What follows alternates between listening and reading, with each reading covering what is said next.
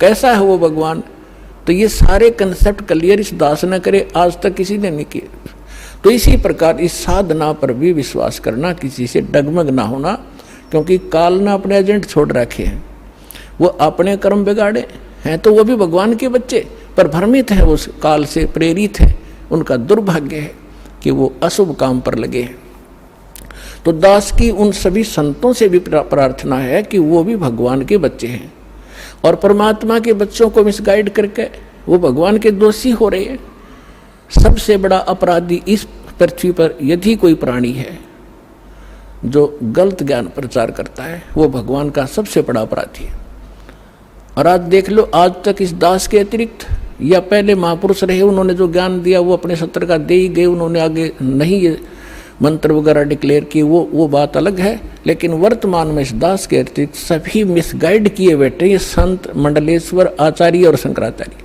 तो ये अपराधी उस परमात्मा के, इनको चाहिए अपना भी कल्याण करावें और सच्चाई से अपने अनुयायियों को भी परिचित होने दें, इनका भी कल्याण हो जाएगा। समय आ गया, ये तो होगा ही होगा।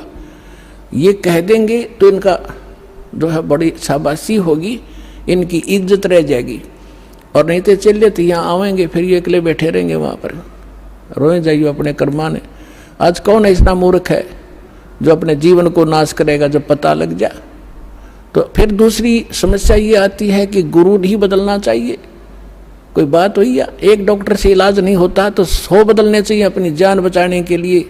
और कबीर साहब कहते हैं, जब लग गुरु मिले नहीं साचा, तब लग गुरु करो 10 पाँचा।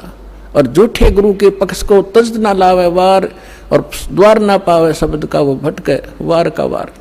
और इतना शीघ्र बदल देना चाहिए गुरु को। कबीर साहब कहते हैं कि डूबे थे पर उबरे गुरु के ज्ञान चमक, और बेहरा देखा जरजरा उत्तर चले फड़क। और पुण्यात्माओं, आज इस विश्व में कोई गुरु नहीं है इस दास के अतिरिक्त। सतगुरु की तो बहुत दूर की बातें हैं, वो गुरु भी नहीं है। तो कबीर साहब कहते हैं, गुरुआ गाम बिगाड़े संतो गुरुआ गाम बिगाड़े, गुरुआ गाम बिगाड़े संतो गुरुआ गाम बिगाड़े, ऐसे कर्म जीव कहला दिए ईब जड़े ना धाड़े। है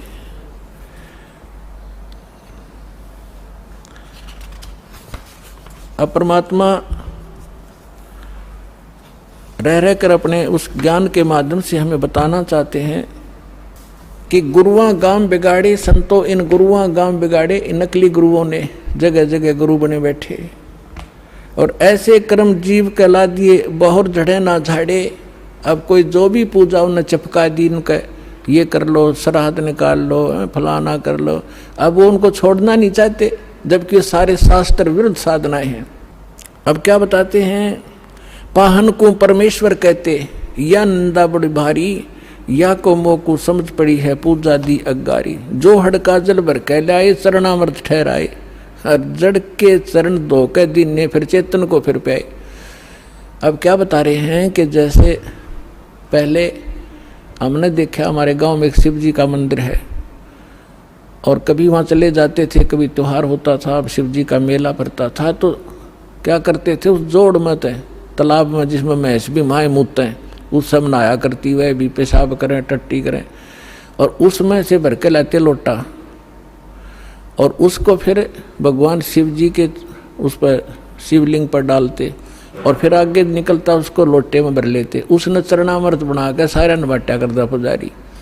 परमात्मा कहते हैं कि जो हड़का जल भर के लाए तालाब से, और चरणामृत ठहराए, और जड़ के चरण धो के प्याए, उस पत्थर की मूर्ति के चरण धो के प्याए, और जड़ के चरण धोकर दीने चेतन को फिर पाए। चेतन को प्याओ जड़ की जो पत्थर के चरणों का चरणामृत। फिर कहते हैं, कौवा मच्छा और मीन जल पिया, और बिष्टा की नामाई, गुरुआ कह तो गारा लग गया, जुग जुग छूटे नहीं। भरम विभूषण शब्द हमारा, कोई गावे कोई रोवे, और पांडे को तो परख नहीं ये, खिचड़ी मुँह में धोवे। है कहते हमारा जो ज्ञान है ये सब भ्रम का निवारण करने वाला है, इसको सुनो। और पांडे जो यानी जो आपके गुरुजी आपको दीक्षा साधना बता रहे हैं, ये तो ऐसा है जैसे कीचड़ से कपड़ा धो रहे हो तुम, दूनी गारा लगेगी, वो साफ नहीं हो सकता जो साधना आप करें। भैरो भूत मसाणी पूजें और दुर्गा देवी ध्यावें, उत्ती के तो तब ही बाजें जब बकरे आण कटावें। भेड़ पूछ को पंडित पकड़े ये बादो नदी बिहंगा, गरीब दास वो भवजल डूबे नहीं साध सत्संगा। कि जिनको संतों का संग नहीं मिला, सत्संग नहीं मिला, वो भवजल के अंदर ही डूब जाते हैं। भेड़ पूछ को पंडित पकड़े, ये आपके गुरुजी कहते हैं आपको दरिया पार कराने के लिए ऐसा साधन दे रखा है जैसे कोई ये कह दे कि भेड़ की पूछ पकड़ा दे और कहते इसको लेकर दरिया में बढ़ जा, ये पार कर देगी तुझे। तो वो साधन दरिया को पार करने का नहीं है, ये तो आपको अंडरस्टूड है।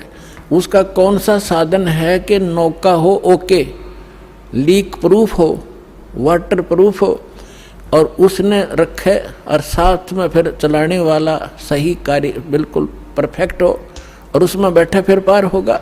भेड़ पूछ के पकड़ने से दरिया पार नहीं हो सकती। इसी प्रकार जो साधनाएं आज तक आप कर रहे थे वो ऐसी साधना थी, मोक्ष कराने के लिए जैसा आप उद्देश्य ले रहे थे ऐसी थी जैसे भेड़ की पूछ पकड़ कर दरिया पार करते, और वो भी भादों वाली दरिया। भादों के अंदर सबसे ज़्यादा वर्षा हुआ करती थी और सभी दरियाएं ओवरफ्लो होकर किनारों को चाटती हुई चला करती हैं।